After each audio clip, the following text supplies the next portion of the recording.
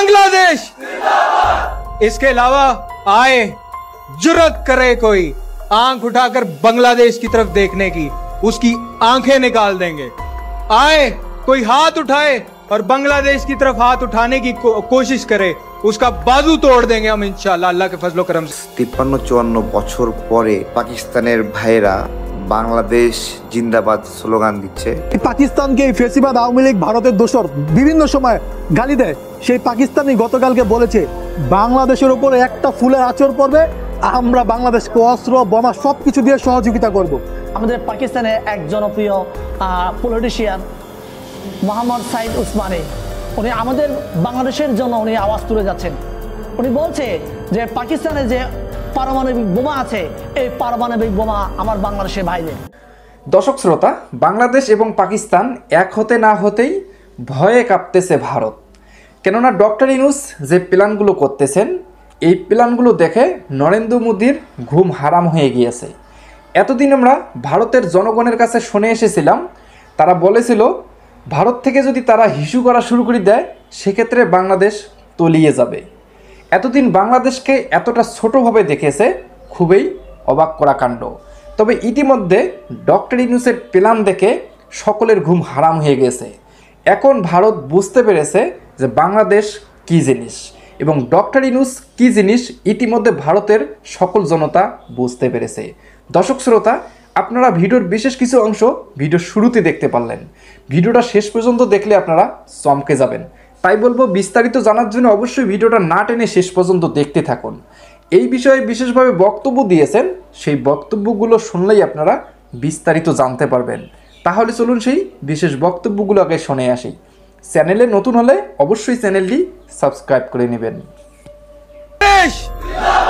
बांग्लादेश बांग्लादेश इसके अलावा आए जुर्रत करे कोई आंख उठाकर बांग्लादेश की तरफ देखने की, उसकी आंखें निकाल देंगे।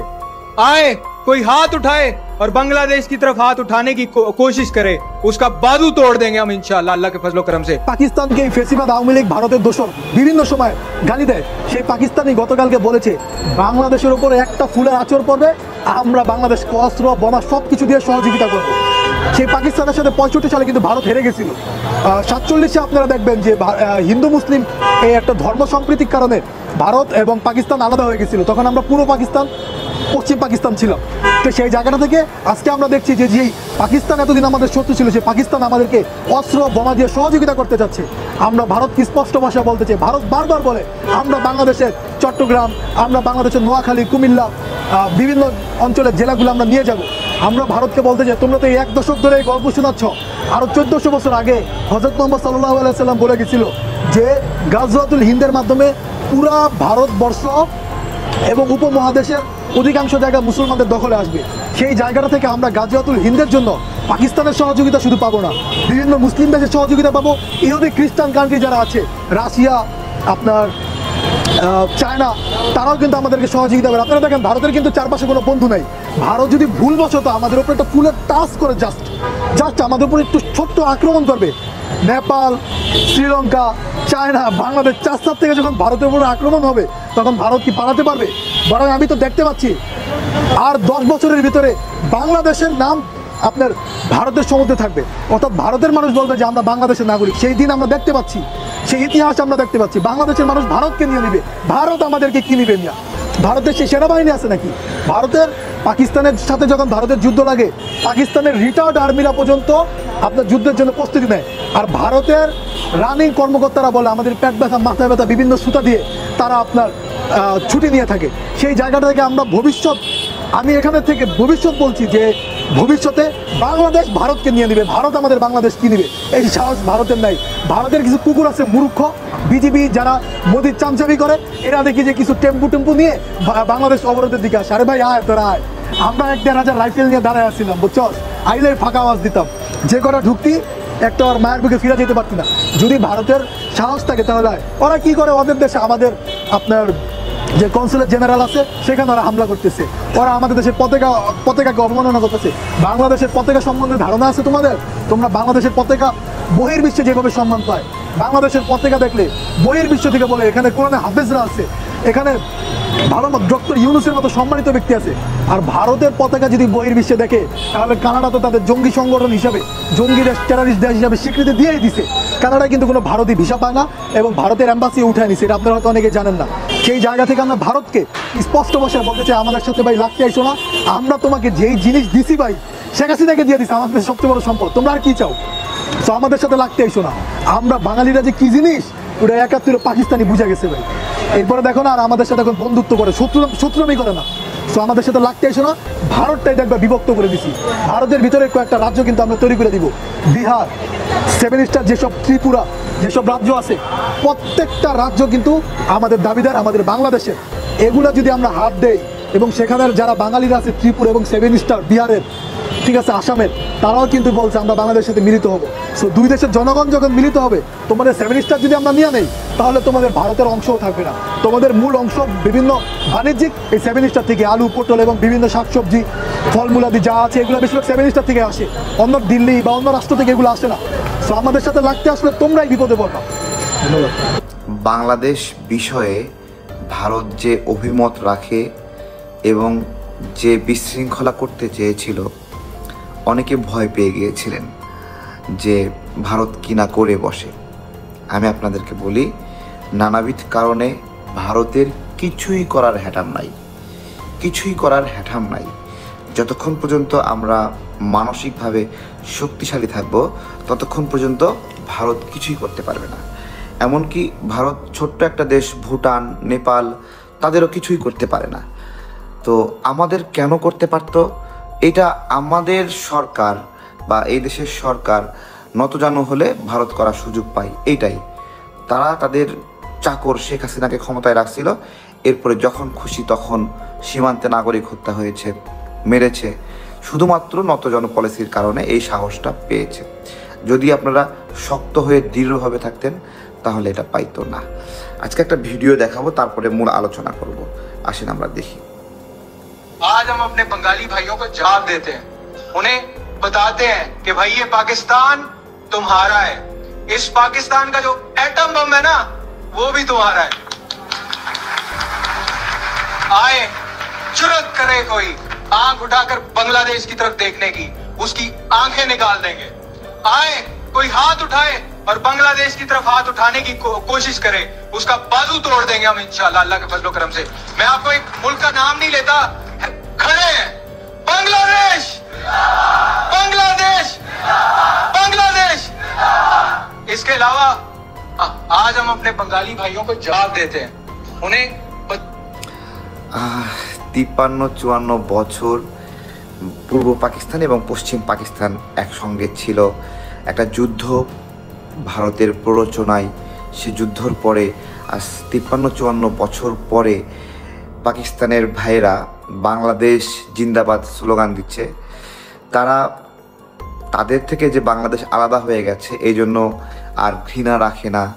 এবং সেই পাকিস্তান যখন থেকে বাংলাদেশটা আলাদা হয়ে গেল, ওই যুদ্ধর পরে আমাদের বুদ্ধির বয়সে কোনো পাকিস্তানি থেকে বাংলাদেশের প্রতি ঘৃণাসূচক বাক্য আমি কখনো উচ্চারণ করতে দেখি নাই, কখনোই দেখি নাই যে তারা আমাদের প্রতি জিঘাংসা, ঘৃণা পোষণ করছে। হ্যাঁ, এমনকি এমন বলছে যে আমাদেরকে বাংলাদেশ বানায় দাও, তারা সরকারকে বলে আমাদেরকে বাংলাদেশের মতো বানায় দাও। এটা আমি আপনাদেরকে বলছি, অন্যরকম একটা ভ্রাতৃত্বের জায়গা রয়েছে, সেটা হলো মুসলিম ব্রাদারহুড। আমাদের পূর্ব পাকিস্তান এবং পশ্চিম পাকিস্তান সৃষ্টি হয়েছিল এই মুসলিম আইডেন্টি থেকে, যেটা আমি কয়েকদিন যাবৎ বলছি যে আমাদের এই ভূখণ্ড যে আমরা পেয়েছি, এইটা মুসলিম আইডেন্টি থেকে পেয়েছি। এইটা বাঙালি আইডেন্টিটির জন্য পাইনি, এটা হিন্দু আইডেন্টিটির জন্য পাইনি। এই ভূখণ্ড পেয়েছি আমরা মুসলিম, তাই এখানে আমরা থাকছি। এটা হিন্দুদের জমি না, হিন্দুদের ভূমি না। হিন্দুদের ভূমি কোথায় সেটাও আলাদাভাবে ব্রিটিশরা মার্ক করে দিয়ে গেছে, এবং হিন্দু এবং মুসলিম তাদের ঐক্যমতের ভিত্তিতে যে তারা এই অংশে থাকবে, আমরা ওই অংশে থাকব। তো এই যে সেই পুরনো মুসলিম ব্রাদারহুড, এই মুসলিম ব্রাদারহুডের কারণেই ইন্ডিয়া কোনোদিন বাংলাদেশে হামলা করার সাহস করবে না। মানে ওই পাশে পশ্চিম পাকিস্তান আছে, এই পাশে পূর্ব পাকিস্তান আছে, এই পাশে বাংলাদেশ আছে, যেভাবে আপনি বলেন সেটা হলো যে মুসলিম ভ্রাতৃত্ব। এইটার কারণে ইন্ডিয়া জানে যে বাংলাদেশে কোনো একটা দুর্ঘটনা ঘটালে পাকিস্তান চুপ করে থাকবে না। পাকিস্তানে দুর্ঘটনা ঘটালে বাংলাদেশ কিছুই নাও করতে পারে বা কিছুই করবে না, কিন্তু বাংলাদেশে দুর্ঘটনা ঘটালে আমি আপনাদেরকে ড্যাম শিওর বলতেছি পাকিস্তান চুপ করে থাকবে না। এবং আসলে আরও কি হবে বাংলাদেশে দুর্ঘটনা ঘটলে, মানে কেন ভারত সাহস করবে না? কয়েকটা কারণে। একটা হলো ভারতের কাশ্মীর অঞ্চলের, মানে ভারত অধ্যুষিত যে অঞ্চল বা ভারত শাসিত যে অঞ্চল, সেই অঞ্চল স্বাধীন হওয়ার অপেক্ষায় আছে, স্বাধীন হওয়ার অপেক্ষায় আছে এবং যে কোনো মুহূর্তে স্বাধীন হয়ে যাবে। ভারত যদি বাংলাদেশের কিঞ্চিত পরিমাণ দখল করার জন্য হামলা করার চেষ্টা করে, মানে খুব অল্প সময়ের মধ্যে কাশ্মীর ভারত থেকে বিচ্ছিন্ন হয়ে যাবে, আলাদা হয়ে যাবে। শুধু কি কাশ্মীর? শুধু কাশ্মীর না, এই দিক থেকে আমাদের চিকেন নেকের এদিকে রয়েছে আসাম, তারপরে এই পাশে ত্রিপুরা বা আরও যে যে অঞ্চলগুলো আছে, এই সবগুলো বিশেষত ল্যান্ডলক অঞ্চল যেটাকে বলা হয়, যে অঞ্চলে সমুদ্র অঞ্চল নাই এবং না থাকার কারণে তাদের খুব কষ্ট হয়, তারা আলাদা হয়ে যাবে। ওই দিক থেকে চায়না, ওরা তো চাইয়া আছে, বুঝতে পারছেন? ওরা বলবে চায় থাকোস কেন, কি কবু ক, ঠিক আছে, তুই কইলি আমি কবু হ। বিষয়টা ওই গানের মতো আসলে, ঠিক আছে? তো চায়নাও আছে। সামগ্রিক বিবেচনায় ভারতের আমাদের চেয়েও ছোট একটা দেশে হামলা করার সক্ষমতা নাই, একদমই নাই। এবং ভারতের আরও বেশ কিছু অঞ্চল লেন্দুব দর্জির দ্বারা, মানে যে অঞ্চলটা হারাইলো, ভারত অ্যাকোয়ার করলো, সেই অঞ্চলটাও আবার আগের জায়গায় ফিরে যাবে, ঠিক আছে? এগুলো হলো বাস্তবতা। এই বাস্তবতা ভারতকে মানতে হবে, ইন্ডিয়ানদেরকে মানতে হবে। একটা গুরুত্বপূর্ণ খবর আপনাদেরকে বলি, ইন্ডিয়ানরা বললো না যে আমাদেরকে আর হাসপাতালে চিকিৎসা দেবে না, ভারতকে প্রণাম করতে হবে, এগুলো বললো। মানে নতুন খবর হলো কলকাতার একটি হাসপাতাল তারা ঘোষণা দিয়েছে বাংলাদেশিরা চিকিৎসা করতে গেলে 10% ডিসকাউন্ট দেবে, ঠিক আছে? তো ইন্ডিয়ানরা আপনার হলো, আমাদের অনেক বিকল্প আছে কিন্তু ইন্ডিয়ানদের বিকল্প নাই। আমরা ইচ্ছা করলেই পেঁয়াজ চায়না থেকে কিনতে পারি, মিশর থেকে কিনতে পারি, পাকিস্তানও তো বিক্রি করে আমাদের কাছে, মায়ানমারের পেঁয়াজ আছে, যে কোনো জায়গা থেকে আমরা পেয়ে যাবো, আমার টাকা আছে আমি পেয়ে যাব, ঠিক আছে? কিন্তু ভারতের বিক্রি করার জন্য খুব বেশি স্পেস আছে এমনটা না, কিন্তু এমনটা না, হ্যাঁ। এবং এখন একবার পাকিস্তানের জাহাজ আসছে বাংলাদেশে, দফায় দফায় আরও আসতেছে, আরও আসতেছে, আরও আসবে। আপনাদেরকে বলি যে বাংলাদেশের সামরিক ক্ষেত্রে আমাদের তো মানে অস্ত্র তৈরি কারখানা আছে, আমাদের সামরিক বাহিনী সম্ভবত নিয়ন্ত্রণ করে। এই অস্ত্র তৈরি কারখানার মানে এই যে বন্দুক, AK-47 রাইফেল বা যে যে জিনিস সরকারিভাবে তৈরি করা হয়, এগুলো তো সব আমরা তৈরি করতে পারি না, কিছু কিছু জিনিস মানে কিনে আনতে হয়, ঠিক আছে? আমি সরকারকে উদ্দেশ্য করে বলবো, পাকিস্তানের যেই আপনার হলো অস্ত্র তৈরির সক্ষমতা, বাংলাদেশের আপনার সক্ষমতা হচ্ছে অনেক বেশি, এবং তারা এমনি একটা কামারশালা, সেখানেই একটা বন্দুক, অস্ত্র, AK-47 রাইফেল তারা বানিয়ে ফেলে, হ্যাঁ। তো আপনারা আমাদের অস্ত্রাগার সমৃদ্ধ করার জন্য পাকিস্তানের এই ছোট ছোট মানে অস্ত্র তৈরির যে কামারশালাগুলো আছে, এগুলোকে আপনারা হেল্প নিতে পারেন বাংলাদেশের অস্ত্র ভান্ডার সমৃদ্ধ করার জন্য। শুধু তাই না, আমি তো মনে করি যে রাষ্ট্র হিসেবে বাংলাদেশ তার সার্বভৌমত্বর যেহেতু সংকট তৈরি হয় মাঝে মাঝেই, ভারত যেহেতু ষড়যন্ত্র করে, আমাদের অ্যাটমিক পাওয়ারটা পাওয়া খুবই জরুরি, হ্যাঁ। এটা আমি মনে করি পাকিস্তান হেল্প করতেই পারে, হ্যাঁ। একটা রাষ্ট্র হিসেবে বাংলাদেশের হাতে সরকারিভাবে রাষ্ট্রীয়ভাবে কিছু মিসাইল থাকবে, সমস্যা কি? কোনো ক্ষতি আছে? আমি যদি কোনো সময় আক্রান্ত হই, আমার তো আত্মরক্ষার অধিকার রয়েছে, সারা বিশ্বের সকল দেশের আছে। এই জায়গাগুলো যদি রাষ্ট্র যদি সিদ্ধান্ত নেয় তাহলে হয়ে যাবে, আর রাষ্ট্র যদি মনে করে না এগুলো দরকার নাই তাহলে দরকার নাই, ঠিক আছে। কিন্তু সার্বভৌমত্বের যে সংকট তৈরি করলো গত কয়েকদিনে ভারত, এই যে বাংলাদেশে ঢুকে পড়তে চাই, ঠিক আছে, আমরা তো আমাদের ওই সীমান্ত এলাকার বাংলাদেশি ভাইদেরকে বলছিলাম ওরা শুধু বাংলাদেশে ঢুকুক, বাংলাদেশে ঢুকতে দাও, ঢুকুক, ঢুকলে ঢোকার পরে কি করা লাগবে তোমরা করবা, এটা আমরা বলে আমাদের একটা প্রস্তুতি ছিল এখানে, হ্যাঁ, যে বাংলাদেশে ঢুকবে, উগ্রতা ছড়াবে, হ্যাঁ, একটা প্রস্তুতি ছিল, ওরা টের পাইতো, হ্যাঁ। ওদের পুলিশ ওদেরকে থামাই দিছে যদিও, হ্যাঁ, তো এই হলো বিষয়। ভারতের আগ্রাসন বিরোধী লড়াইয়ের একটা আপডেট বলবো। এই আপডেটটা হলো শুক্রবার 3:30টায় গণমিছিল হবে ভারতের আগ্রাসনের বিরুদ্ধে। আমরা এই আগ্রাসনগুলোর স্থায়ী সমাধান চাই। আমি আজকে জনাব তারেক রহমান স্যারকে ধন্যবাদ দেব এবং ভালোবাসা জানাই।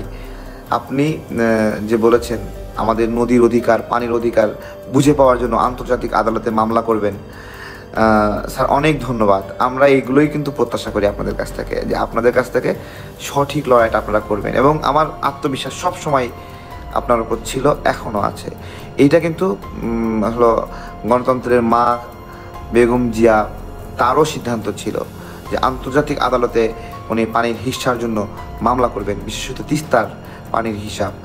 এবং এই ঘোষণা দেওয়ার পরেই কিন্তু উনি আর ক্ষমতায় থাকতে পারলেন না। আওয়ামী লীগ অস্বস্তি শুরু করলো, ভারতীয় ষড়যন্ত্র শুরু হলো, 1/11 ঘটনাগুলো আসলো। এগুলো সেই অসমাপ্ত চাহিদা, এটা জনাব তারেক রহমান স্যার আপনাকে এটা পূরণ করতে হবে। আমি বিশ্বাস করি আপনারা এটা পারবেন। আপনাদের সেই ফিটনেস রয়েছে বাংলাদেশে একটা শক্তিশালী দল হিসেবে। এবং আমরা অনেক দলের কাছ থেকেই ভারতের আগ্রাসন বিরোধী লড়াইটা প্রত্যাশা করি। ভারত বিষয়ে আসলে তারা পারছে না, আমরা হতাশ হয়ে গেছিলাম। বিএনপি গত কয়েকদিনে যেই কার্যক্রমগুলো দেখিয়েছে ভারতের আগ্রাসনের বিরুদ্ধে, এটা আসলে সত্যি অভাবনীয় এবং আমরা এটা আশা করিনি। অনেক মানুষ গালি দিচ্ছিল, বলছিল বিএনপি হলো ভারতের দালাল হয়ে গেছে, অমুক নেতা এই হয়েছে, অমুক নেতা হয়েছে, এই অনেক কিছু বলছিল। জাস্ট একটা সঠিক সময় সঠিক পদক্ষেপ নিয়ে নিজেদের জাত চিনাইছেন। এর আগে আপনার হলো একটা নিউজ হয়েছিল, ভারতের পিঠে খালেদার চাবুক। হ্যাঁ, এটা মূলত ভারতের আগ্রাসন, নদীর ওপর আগ্রাসন, পানির উপর হিস্সা, এই সকল বিষয়ে আন্তর্জাতিক পরিমণ্ডলে জাতিসংঘে বেগম জিয়া এটা উত্থাপন করেছিলেন, জলবায়ু সম্মেলনে উত্থাপন করেছিলেন ভারতের আগ্রাসনের কথাগুলো, পানির উপর আগ্রাসনের কথাগুলো। এটাই ছিল বেগম জিয়ার একটা মানসিক ফিটনেস এবং দেশের জন্য তার লড়াই, যে লড়াইয়ের কারণে আমি আপনাদেরকে বলি, বেগম জিয়া যে জেলে ছিল না, দিনের পর দিন জেলে ছিল, আমার কাছে ইনফরমেশন ছিল যে এইটা শেখ হাসিনা রাখছে, বিষয়টা এইরকম না। এটা ভারতের রয়ের প্রেসক্রিপশনে এটা রাখা হয়েছে, রয়ের চেষ্টা রাখা হয়েছে। শুধু তাই না, মামুনুল হক হুজুর সহ যারা আলেমরা বন্দী ছিলেন তাদেরকেও রয়ের প্রেসক্রিপশনে এভাবে কষ্ট দেওয়া হয়েছে। তো যাই হোক, আমরা সেই আজাব থেকে, জুলুম থেকে মুক্তি পেয়েছি। আমাদের এখন কাজ ভারতের আগ্রাসন বিরোধী লড়াইটাকে শক্তিশালী করা, দেশীয় পণ্যকে শক্তিশালী করা, দেশীয় ঘাটতিগুলো পূরণ করা। শুক্রবারে গণমিছিল হবে জাতীয় প্রেস ক্লাব থেকে। যারা সুযোগ হয় তারা আসবেন। হ্যাঁ, আপনারা আসবেন তো ইনশাল্লাহ? হ্যাঁ, যারা পল্টনে আসেন, মতিঝিল, গুলিস্তান, ফার্মগেট, তারা সবাই চলে আসতে পারেন, অথবা সাভার থেকে আসতে পারেন। শুক্রবার দেখা হচ্ছে আগ্রাসন বিরোধী মিছিল থেকে। ভালো দর্শক শ্রোতা, আপনারা তো বক্তব্যগুলো শুনতে পারলেন যে ভারত কতটা বিপাকে পড়ে গিয়েছেন। শেখ হাসিনা এবং নরেন্দ্র মোদী এতদিন যে প্ল্যানগুলো করে আসছে, সব প্ল্যান যেন বেহেস্তে গেল। শেখ হাসিনা এতদিন যে প্ল্যানগুলো করেছে, সেই প্ল্যানের মূল উদ্দেশ্য হচ্ছে ডক্টর ইউনূসকে হটিয়ে শেখ হাসিনা বাংলাদেশে ফিরে এসে আবারও ক্ষমতা ছেড়ে বসবেন। ইতিমধ্যে সব প্ল্যান বেহেস্তে গেল। দর্শক শ্রোতা, আপনারা তো বক্তব্যগুলো শুনতে পারলেন যে পাকিস্তান বাংলাদেশকে কতটা সাপোর্ট করতেছে। এতদিন বাংলাদেশের মানুষ মনে করেছিল পাকিস্তান বাংলাদেশের শত্রু, অথচ সকল জনতা এখন বলতেছে বাংলাদেশের বন্ধু পাকিস্তান এবং শত্রু হচ্ছে ভারত। তবে কি শেখ হাসিনা বাংলাদেশে ফিরতে পাবেন? আপনাদের মতে কি আসতেছে? অবশ্যই আপনার মূল্যবান মতামতটি কমেন্ট বক্সে লিখবেন। ইতিমধ্যে নরেন্দ্র মোদী কিন্তু বুঝে গেছে যে ডক্টর ইউনূস কী জিনিস। ডক্টর ইউনূস যে একজন জাতীয় খেলোয়াড়, ইতিমধ্যে বুঝতে পেরেছে সকল জনতা। দর্শক শ্রোতা, ডক্টর ইউনূস যে প্ল্যানগুলো চালাচ্ছে, এই প্ল্যানগুলোর মধ্যে ভারত একদম শুনে অবাক হয়ে গিয়েছে। ইতিমধ্যে ভারতের আর ক্ষমতা নাই, এখন আর ভারত কোনোভাবে বড় কথা বলতেছে না যে বাংলাদেশের সঙ্গে তারা যুদ্ধ করবে। কেননা ডক্টর ইউনূস যে প্ল্যানটি করেছে খুবই অবাক করা কাণ্ড। দর্শক শ্রোতা, এরকম আপডেট ভিডিও পেতে চ্যানেলটি অবশ্যই সাবস্ক্রাইব করে নেবেন। তো ধন্যবাদ সকলকে, নেক্সট ভিডিওতে দেখা হবে। আল্লাহ হাফেজ।